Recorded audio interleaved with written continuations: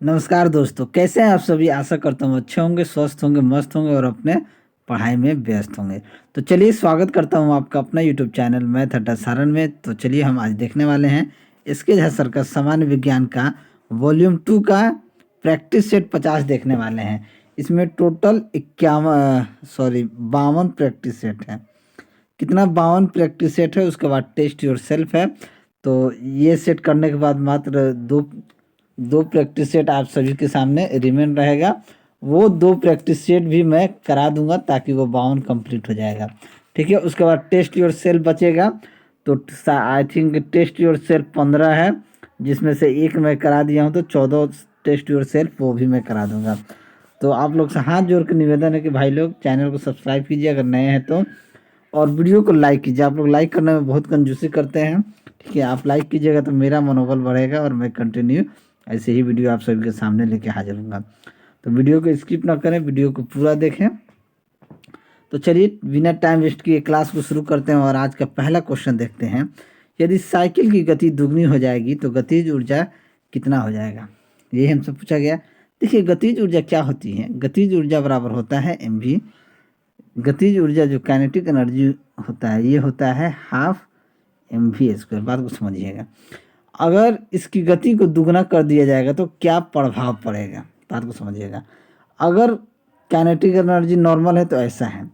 अगर kinetic energy ये old है, अगर न्यू को दुगना कर दिया जाएगा तो हाफ एम का जैसा रहेगा भी क्या हो जाएगा 2v², यानी कि ये हो जाएगा 4v²। क्या हो जाएगा 4v², यानी कि 1/2 mv², यानी कि 4 गुना हो जाएगा। बात को समझिएगा।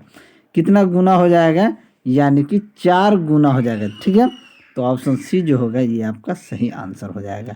अगला प्रश्न है कि रुद्धोष्म परिवर्तन यानी कि एडियाबेटिक चेंजेस क्या होता है। तो रुद्धोष्म परिवर्तन में क्या होता है, ऊष्मा अपरिवर्तित रहता है। ऊष्मा जो होता है ये अपरिवर्तित रहता है। तो ऑप्शन ए जो होगा ये आपका सही आंसर हो जाएगा। रुद्धोष्म प्रकरण के दौरान निकाय व वातावरण के बीच ऊष्मा का आदान प्रदान जो होता है ये नहीं होता है। ठीक है, चलिए अगला प्रश्न देखते हैं। वीडियो अगर आपको अच्छा लगे तो लाइक कीजिएगा प्लीज़। आप लोग से हाथ जोड़ के निवेदन है। किस तापमान पर पानी तरल एवं ठोस दोनों स्थितियों में विद्यमान हो सकता है।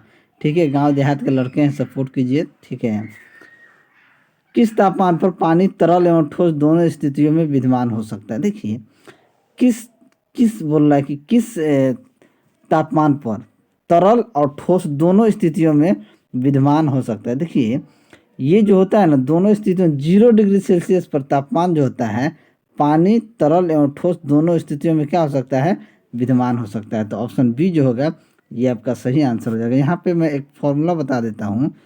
C-0/100-0 बराबर K-273 इसको हम 373 - 273 करते हैं, या हम इसे डायरेक्ट 100 भी लिख सकते हैं। ठीक है, और यहाँ से एक और इम्पोर्टेंट चीज़ है F-32/212 में से 32 को घटाते हैं, या हम डायरेक्ट 180 भी लिख सकते हैं। क्या लिख सकते हैं, 180 लिख सकते हैं। ठीक है, तो ये आपका कितना हो जाएगा 212 - 32। ठीक है, ये मैक्सिमम ये चीज़ आपको याद होना चाहिए। ठीक है, इससे रिलेटेड क्वेश्चन पूछा जाता है। इससे आगे भी 2 पॉइंट और होता है R-0/80 - 0, और एक होता है वो भी पूछा जाता है। वो चीज़ को भी आप नोट डाउन कर लेंगे, R-0/80 - 0 ये भी होता है। ठीक है, तो चलिए आशा करता हूँ ये चीज़ आपको अच्छे से समझ में आया होगा। अगला प्रश्न देखते हैं कि गुरुत्वजनित त्वरण को कैसे दर्शाया जाता है। तो गुरुत्वजनित त्वरण को किससे दर्शाया जाता है। तो ये अंग्रेजी के छोटे अक्षर जी से दर्शाया जाता है। किससे, स्मॉल जी से क्या किया जाता है, इसे दर्शाया जाता है। तो ऑप्शन बी जो होगा ये आपका सही आंसर हो जाएगा। ठीक है, अगर पृथ्वी का द्रव्यमान या किसी ग्रह का द्रव्यमान m हो तथा त्रिज्या r हो तो गुरुत्वीय त्वरण क्या हो जाता है, स्मॉल जी बराबर होता है Gm/r²। ठीक है, चलिए अगला प्रश्न देखते हैं। यदि कोई लड़का 4 मिनट में 600 न्यूटन बल के साथ 20 मीटर की दूरी तय करता है तो लड़के द्वारा खपत की गई शक्ति क्या हो जाएगी। देखिए टी यहाँ पे दे दिया है 4 मिनट। 4 मिनट को सेकेंड में बदलेंगे तो 60 से गुना करेंगे यानी कि 240 सेकेंड। बात हो गया। एफ की बात की जाए तो एफ यहाँ पे कितना दिया है, 600 न्यूटन दिया है। दूरी यानी कि एस कितना दे दिया है, तो 20 मीटर दे दिया है। ठीक है, तो यहाँ से अगर हम कार्य देखें तो वर्क कितना हो जाएगा, वर्क बराबर क्या होता है, एफ एस होता है। तो हम कह सकते हैं कि 600 गुना 20 यानी कि कितना हो जाएगा, 12,000 न्यूटन मीटर, या कह सकते हैं न्यूटन क्या 600 गुना 20 यानी कि 12,000 न्यूटन मीटर, या कह सकते हैं कि 12,000 जूल भी, दोनों में से कोई एक कह सकते हैं हम। अब पावर पूछ रहा था, पावर बराबर क्या होता है, W/T होता है। तो W कितने हो जाएगा, 12,000 बटा T हमारे पास कितना है, 240। एक जीरो से एक जीरो काट दीजिए, 12 दूनी 24, 24 पाँचे 120 यानी कितना हो जाएगा, 50 जूल पर सेकेंड, या वाट को ये 50 वाट। तो ऑप्शन ए जो होगा ये आपका सही आंसर हो जाएगा। ठीक है, चलिए अगला प्रश्न देखते हैं कि हेनरी बेक्यूरेल इनमें से किसकी खोज से संबंधित है। तो हेनरी बेक्यूरेल जो होता है ये रेडियोधर्मिता के खोज हेनरी बेक्यूरेल ने किया है। तो ऑप्शन बी जो होगा ये आपका सही आंसर हो जाएगा। ठीक है, रेडियोधर्मिता जो होता है ये विकिरण अल्फा कण, बीटा कण तथा गामा किरण और इलेक्ट्रॉन्स के रूप में होता है। नेक्स्ट, विस्थापन की परिवर्तन की दर को क्या कहा जाता है। तो विस्थापन के परिवर्तन को दर ही तो वेग कहते हैं। क्या होता है, वेग में परिवर्तन की दर, विस्थापन में परिवर्तन की दर को वेग कहा जाता है। तो ऑप्शन बी आपका क्या हो जाएगा, विस्थापन मतलब कोई वस्तु यहाँ है, यहाँ से यहाँ आ गया तो क्या हो जाएगा, विस्थापन हो गया। ठीक है, वेग में क्या होता है, परिमाण के साथ साथ दिशा भी होता है, और किसी वस्तु के वेग का परिमाण उस वस्तु के चाल से अधिक नहीं हो सकता है। ठीक है, चलिए, और वेग की बात की जाए तो किसी वस्तु द्वारा एकांक समय अंतराल में तय किया गया विस्थापन ही तो वस्तु कहलाता है। ठीक है, चलिए अगला प्रश्न देखते हैं कि डैश इलेक्ट्रॉनों की संख्या N2 में आबंध बनाने में भाग लेते हैं, यानी किस इलेक्ट्रॉन की संख्या। तो 6 इलेक्ट्रॉनों की संख्या जो होता है वो इलेक्ट्रॉनों की संख्या N2 में आबंध बनाने के भाग लेते हैं।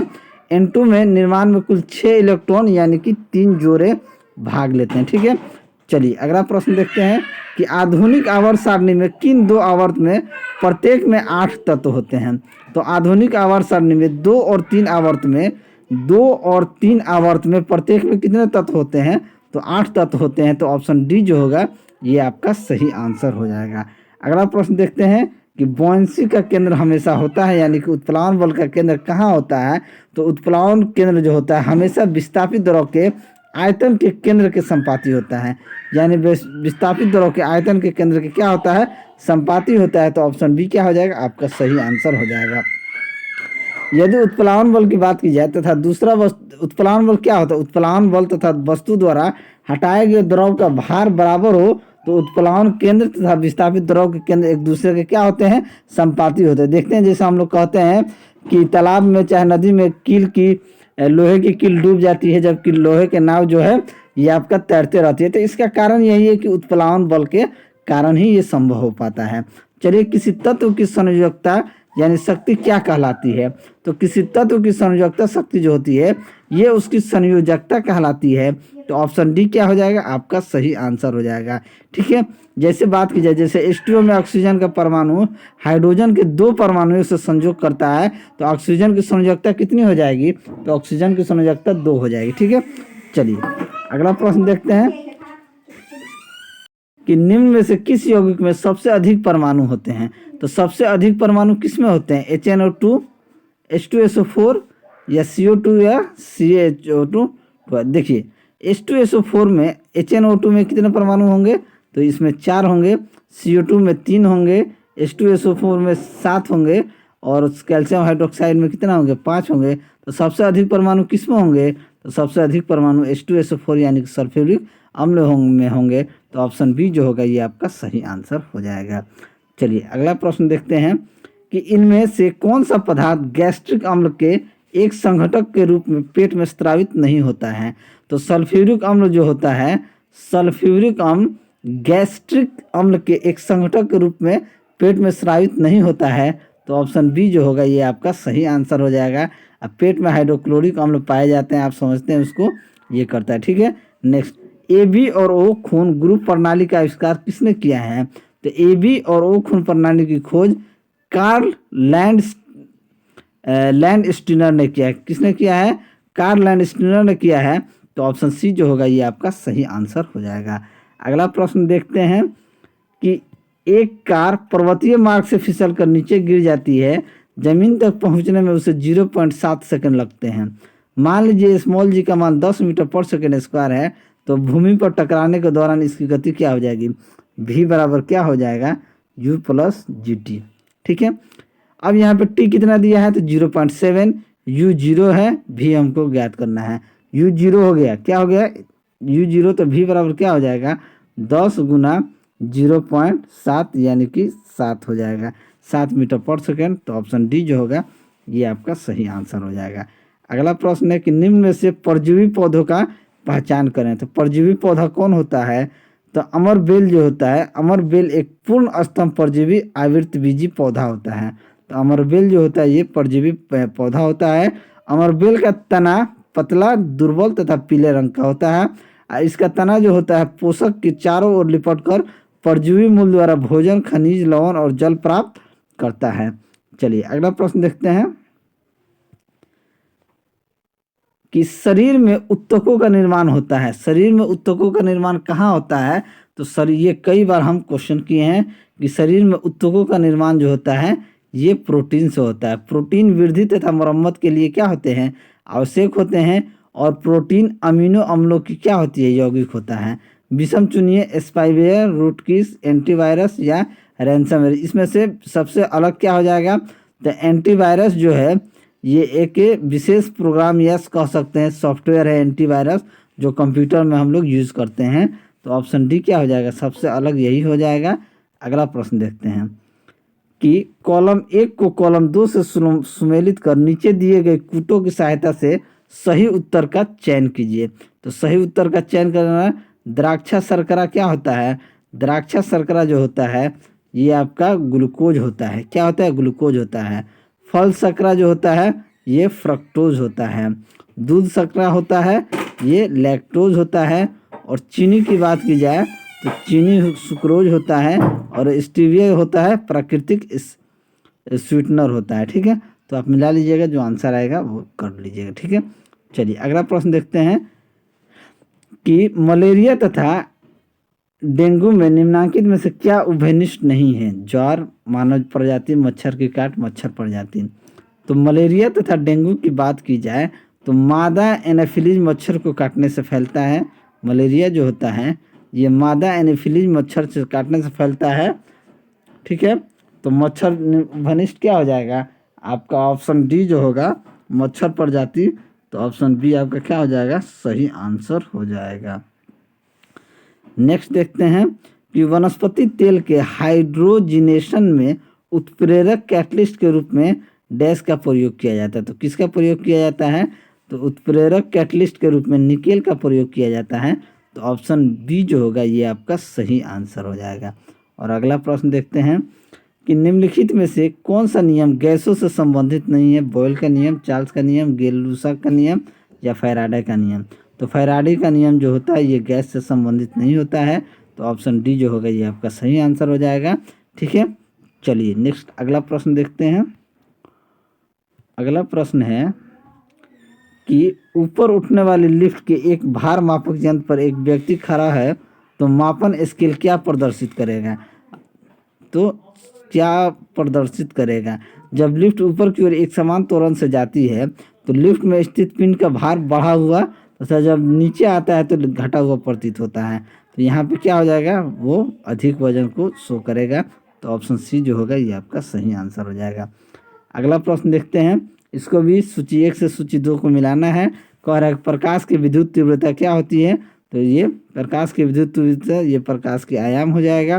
प्रकाश का रंग कैसा होता है? तो प्रकाश की आवृत्ति के ऊपर डिपेंड करता है। प्रकाश का वेग जो होता है माध्यम का अपर्तनांक होता है। प्रकाश का संचरण माध्यम का गुणधर्म होता है। तो ये आपका मेल हो जाएगा, मिला लीजिएगा। एंजाइम होते हैं, अगला प्रश्न है और ये अंतिम प्रश्न है कि एंजाइम होते हैं। ये भी हमने कई बार किया है। एंजाइम जो होते हैं एंजाइम प्रोटीन होते हैं। तो ऑप्शन बी जो होगा आपका सही आंसर हो जाएगा। एंजाइम शरीर के विभिन्न भागों से निकलता है और एंजाइम जो होता है जैविक क्रियाएं बनाए रखने में सहयोग करता है और हार्मोन शरीर के ग्रंथियों को उत्तेजित करते हैं जिन हैं और जनन क्रिया इसमें एक महत्वपूर्ण होता है। तो चलिए, अगर मेरा वीडियो आपको अच्छा लगा हो तो वीडियो को लाइक करें, दोस्तों में शेयर करें। अगर आप हमारे चैनल पर नए हैं तो चैनल को सब्सक्राइब करें। मैं ऐसे ही वीडियो लेकर आपके सामने हाजिर होता रहूँगा। चलिए मिलते हैं अगले वीडियो में, तब तक के लिए जय हिंद।